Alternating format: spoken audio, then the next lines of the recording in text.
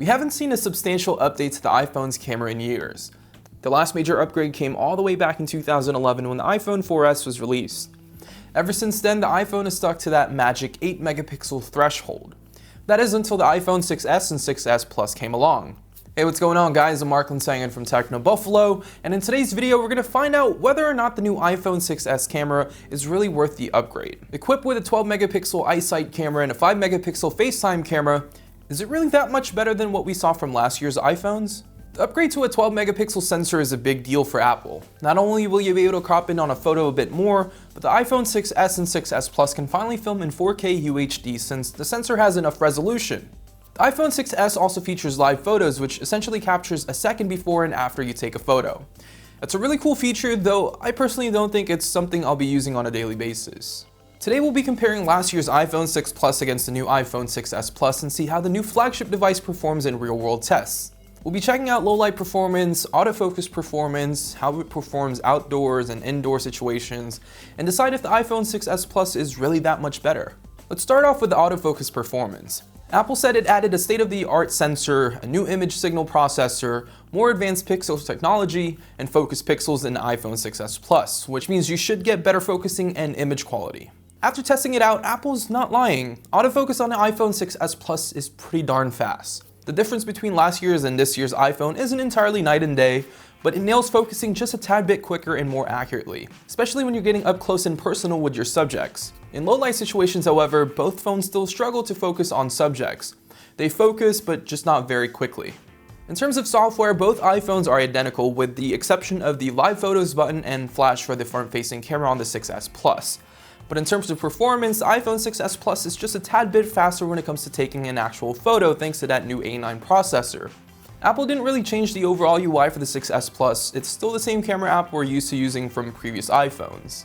Image quality though, this is where you'll notice the difference between the iPhone 6S's 12 megapixel camera over last year's 8 megapixel sensor.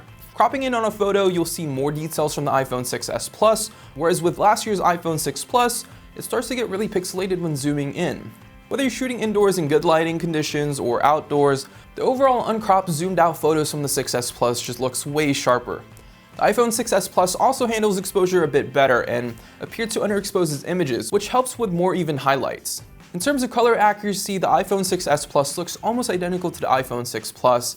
Colors are still saturated, though some of the images from the 6S Plus seem just a tad bit more vibrant compared to the iPhone 6 Plus. You probably won't notice much of a difference, and they essentially look the same unless you really look closely on a computer. However, I noticed that white balance is more accurate on the 6S Plus, skin tones are more true to life, and just very balanced. Low light performance from the 6S Plus hasn't really changed much from last year, though the new deep trench isolation technology used to separate colors in the 6S Plus does help by hiding noise in the shadow areas and underexposing the image. But like I said earlier, you probably won't really notice a big difference by looking at the images on your phone, and if you're uploading to Facebook or Instagram, they'll pretty much look identical since social media sites tend to compress images.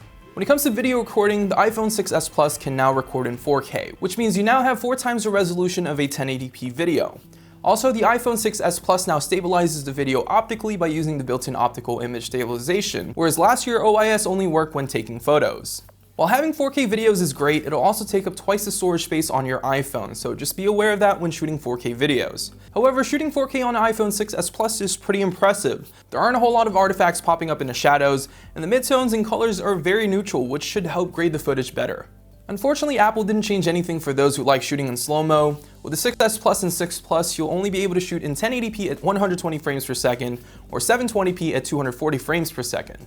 The iPhone 6S Plus front-facing camera has also been updated to a 5 megapixel sensor, and Apple also added the ability to use the whole screen as a flash. Now what's cool is that it changed the color of the flash depending on the current lighting conditions and what's in the frame to give you the best possible selfies. The quality is definitely much better than the 1.2 megapixel sensor to last year's iPhone. Now if you guys want to see a full gallery, make sure to check out our post, which you can find over here to see more photo samples. In conclusion, is it worth upgrading to the iPhone 6S Plus for the camera alone if you're coming from last year's 6 Plus? I personally don't think so. I'd just hold off till the iPhone 7 comes out. Anyways, thank you guys so much for watching, and if you guys enjoyed this video, make sure to give it a thumbs up, and we will see you guys in the next one.